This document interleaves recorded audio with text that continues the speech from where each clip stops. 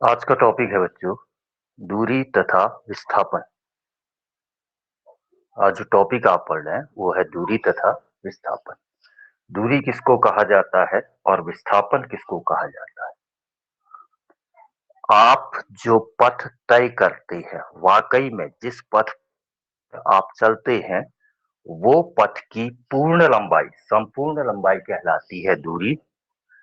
और प्रारंभिक और अंतिम बिंदुओं के बीच की जो दिशा सहित न्यूनतम दूरी होती है उसे कहते हैं विस्थापन। तो दूरी के लिए माना आप ए से बिंदु बी तक गए 4 किलोमीटर, ए से बी दिशा में गए आप 4 किलोमीटर, फिर बी से लंबवत दक्षिण की दिशा में चले गए आप बी से सी तक 3 किलोमीटर। पहले गए आप ए से बी तक 4 किलोमीटर, फिर गए आप बी से सी तक कितना 3 किलोमीटर। तो चली दूरी, जो आपने दूरी चली, चली दूरी बराबर पथ की कुल लंबाई। पहले चले आप ए से बी तक यानी कि ए बी, प्लस फिर चले बी से सी तक यानी कि 4 + 3 = 7 किलोमीटर। तो आपके द्वारा तय की गई दूरी जो हुई वो हुई 7 किलोमीटर। आपने जो पथ वाकई में तय किया वो पथ की लंबाई कहलाती है दूरी। तो आपने पथ तय किया 7 किलोमीटर। अब विस्थापन, विस्थापन क्या है। विस्थापन प्रारंभिक बिंदु से अंतिम बिंदु की दिशा सहित न्यूनतम दूरी। प्राथमिक बिंदु, प्रारंभिक बिंदु है ए और अंतिम बिंदु है सी। चले आप बिंदु ए से और अंत में पहुंचे आप बिंदु सी पर, तो विस्थापन हो गया बिंदु ए और सी के बीच की न्यूनतम दूरी।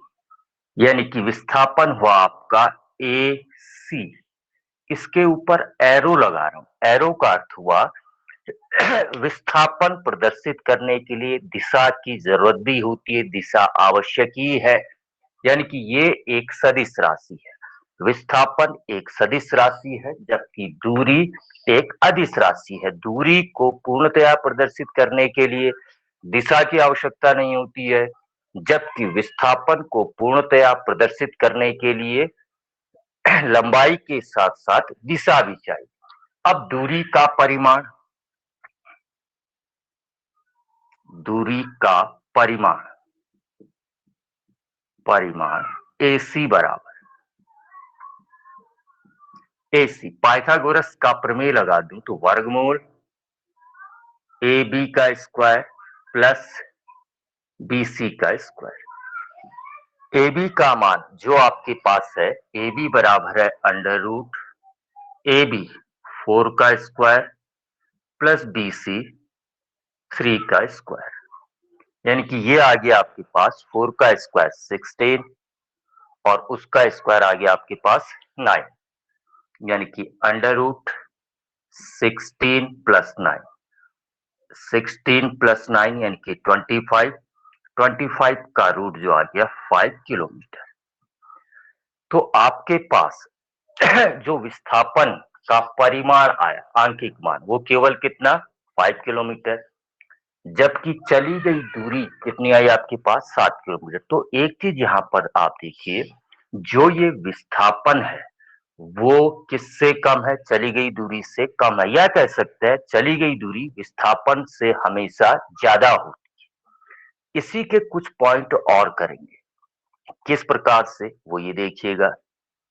विस्थापन और दूरी के लिए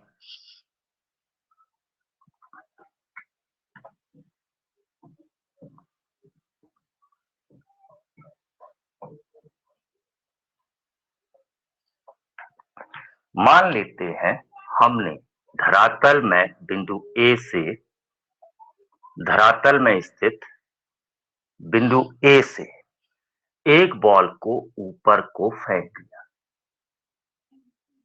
ए से बी तक गई बॉल, बॉल गई है ए से बिंदु बी तक ऊपर को जाते समय।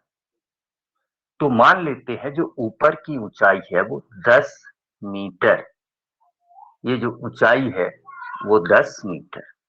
तो यहां पर वस्तु द्वारा चली गई दूरी कहां से कहां तक, ए से बी तक।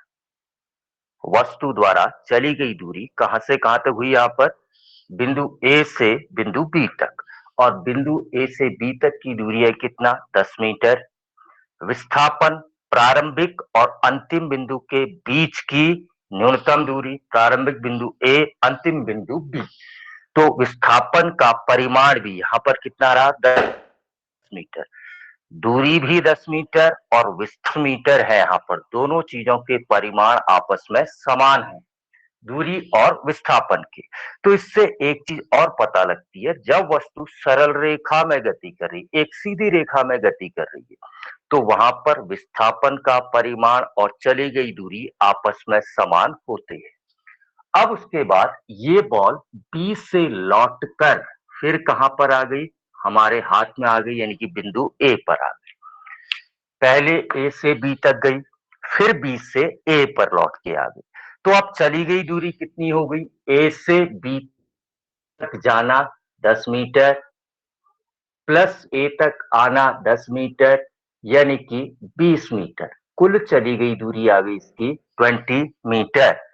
ए से बी तक जाने में 10 मीटर चली, फिर बी से ए तक आने में फिर 10 मीटर चली। तो इस प्रकार से कुल चली गई दूरी जो आई वो आ गई कितना, 20 मीटर। अब निकालते हैं विस्थापन। विस्थापन फेंका कहां से था उसको, प्रारंभिक बिंदु कौन सा है, ए, और अंतिम बिंदु भी कौन सा है उसका, ए। लौट कर फिर ए पर आ गई है, तो प्रारंभिक बिंदु भी ए, अंतिम बिंदु भी ए, यानी कि इनके विस्थापन का मान यहां पर आ गया 0। विस्थापन बराबर 0, क्योंकि यहां पर प्रारंभिक और अंतिम बिंदु एक ही संपाती है, इसलिए यहां पर विस्थापन कितना हो गया, 0। तो यहां पर देख सकते हैं आप कि वस्तु द्वारा तय किया गया विस्थापन तो 0 हो सकता है, मगर उसके द्वारा तय की गई दूरी कभी भी 0 नहीं होती। विस्थापन 0 हो सकता है, तय की गई दूरी कभी, जैसे एक वृत्ताकार मार्ग पर चलते हैं, माना इस डी बिंदु से शुरू किया और लौट के इसी डी बिंदु पर आ गए, तो एक पूरे चक्कर में हमारा विस्थापन कितना हुआ, 0। किंतु तय की गई दूरी, एक चक्कर में जो दूरी हमने तय करी वो इसकी परिधि के बराबर, अगर इसकी त्रिज्या r ले लूं, r, तो वृत्त की परिधि हो गई 2 पाई r। तो एक चक्कर में तय की गई दूरी तो हुई वृत्त की परिधि के बराबर, यानी कि 2 पाई r, जबकि विस्थापन कितना हो गया उसका, 0, क्योंकि प्रारंभिक बिंदु और अंतिम बिंदु दोनों क्या है, आपस में समान है। तो ये आया विस्थापन और दूरी। तो ध्यान देना, विस्थापन एक सदिश राशि है जिसमें दिशा की आवश्यकता होती है, जबकि दूरी एक अदिश राशि है जिसमें दिशा की आवश्यकता नहीं होती। मान लेते हैं कोई एक पिंड एक अर्धवृत्ताकार पथ पर गति करता है, ये अर्धवृत्ताकार पथ पर आधा चक्कर लगाता है, ये केंद्र है उसका, इसकी त्रिज्या ले लेता हूं 7 सेंटीमीटर मान लेते हैं। ए से जाता है ये बी तक, बी से फिर आ जाता है सी पर। तो चली गई दूरी, चली दूरी, दूरी हुई ए बी सी, यानी कि वृत्त की जो परिधि होती है उसका आधा, यानी कि 1/2 इंटू वृत्त की परिधि, यानी कि ये आ गया 1/2 वृत्त की परिधि, त्रिज्या r है तो 2 पाई r, 2 से 2 कैंसिल, ये आ गया पाई इंटू आर। पाई का मान 22/7 इंटू आर, त्रिज्या का मान 7, 7 से 7 कैंसिल तो 22 सेंटीमीटर। ये 22 सेंटीमीटर आ गई उस वृत्त की या उस वस्तु द्वारा तय की गई दूरी आधे चक्कर में। अगर विस्थापन निकालो, इसी का विस्थापन निकालता हूं तो विस्थापन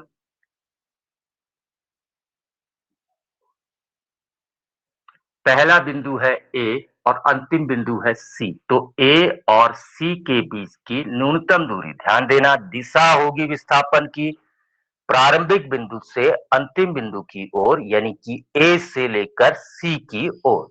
और ये परिमाण हो गया वृत्त का व्यास। व्यास मीन 7 त्रिज्या है तो त्रिज्या का दुगना होता है व्यास, यानी कि कितना, 14 सेंटीमीटर। तो ये आ गया 14 सेंटीमीटर।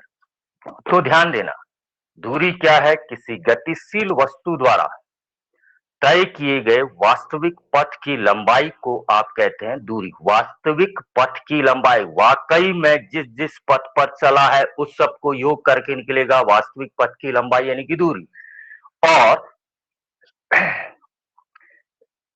विस्थापन जो है प्रारंभिक और अंतिम बिंदुओं के बीच का क्या होगा आपके पास, न्यूनतम दूरी दिशा सहित। अब एक चीज ध्यान देना बच्चों, मान लेते हैं प्रारंभिक बिंदु है ए, अंतिम बिंदु है बी। अब ए से बी तक जाने के कई रास्ते हो सकते हैं, किसी भी रास्ते से आप जा सकते हैं, यानी कि दो बिंदुओं के बीच तय की गई दूरी अलग अलग हो सकती है। ये छोटे रास्ते से गए तो दूरी तय कम तय करी, ये उससे बड़ा रास्ता है दूरी थोड़ा ज्यादा हो गई, ये उससे भी बड़ा रास्ता लिया आपने तो दूरी का मान और भी ज्यादा बढ़ गया। यानी कि दो बिंदुओं के बीच तय की गई दूरी उन दोनों के बीच के पथ पर भी निर्भर करती है, किस पथ के द्वारा हम जा रहे हैं उस पर भी निर्भर करती है। जबकि विस्थापन इन दोनों के बीच प्रारंभिक और अंतिम बिंदुओं के बीच की दिशा सहित न्यूनतम दूरी, अगर ये 2 किलोमीटर है, आप किसी भी पथ से जाएंगे विस्थापन हमेशा 2 किलोमीटर ही रहेगा, विस्थापन में परिवर्तन नहीं होना है, विस्थापन उतना ही रहना है, जबकि दूरी का मान परिवर्तित होते जाता है। दोनों के मात्रक, दूरी का और विस्थापन का, दोनों का मात्रक मीटर या सेंटीमीटर या किलोमीटर, जो भी आप चाहें वो लिख सकते हैं प्रश्न के अनुसार। तो याद रखना किसी गतिशील वस्तु द्वारा तय किए गए पथ की वास्तविक लंबाई को आप कहते हैं दूरी, और प्रारंभिक और अंतिम बिंदु के बीच की दिशा सहित न्यूनतम दूरी को आप कहते हैं विस्थापन। विस्थापन एक सदिश राशि है, यानी कि इसको विस्थापन को प्रदर्शित करने के लिए दिशा भी चाहिए होती है। दिशा होती है प्रारंभिक बिंदु से अंतिम बिंदु की ओर, जबकि दूरी एक अदिश राशि है, उसमें केवल आपको आवश्यकता पड़ती है परिमाण की, दिशा की आवश्यकता नहीं।